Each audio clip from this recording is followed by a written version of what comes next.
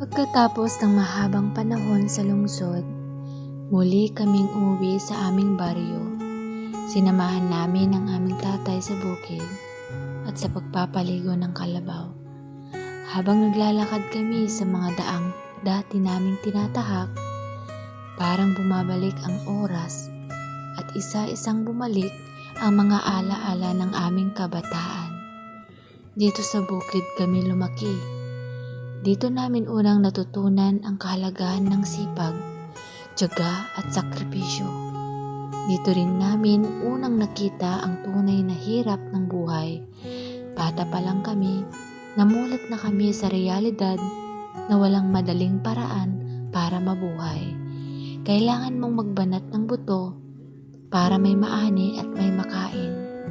Sa lungsod, maraming ilaw, maraming sasakyan, maraming tao at maraming ingay. Mabilis ang takbo ng buhay.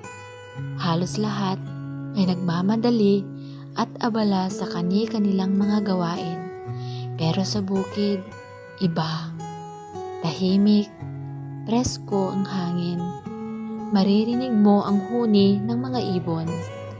Ang ihip ng hangin sa mga puno at ang simpleng tunog ng kalikasan. Dito, parang bumabagal ang oras at nabibigyan ka ng pagkakataong mag-isip at magpasalamat. Habang nakikita ko ang aking tatay na patuloy pa rin nag-aalaga ng bukid kahit tumatanda na siya, lalo kong nauunawaan ang mga sakripisyong ginawa niya para sa amin. Ang mga kamay na iyon na ngayon ay may bakas na ng panahon.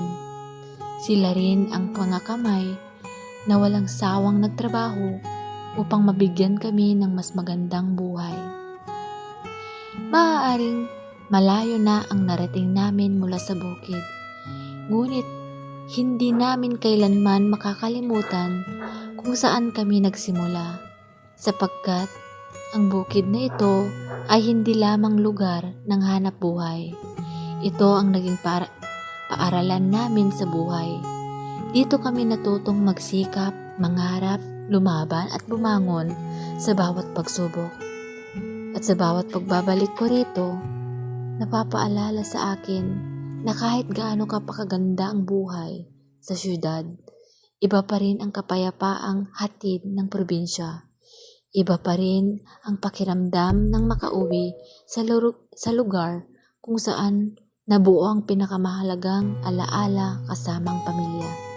Sapagkat minsan, ang tunay na yaman ay hindi nasusukat sa pera, kundi sa mga alaala, pagmamahal, at mga aral na iniwan sa atin ng ating mga magulang. Kaya dapat tayong magpasalamat kung ano man ang narating natin at hindi natin mararating ito kung hindi dahil sa hirap na ating pinagdaanan.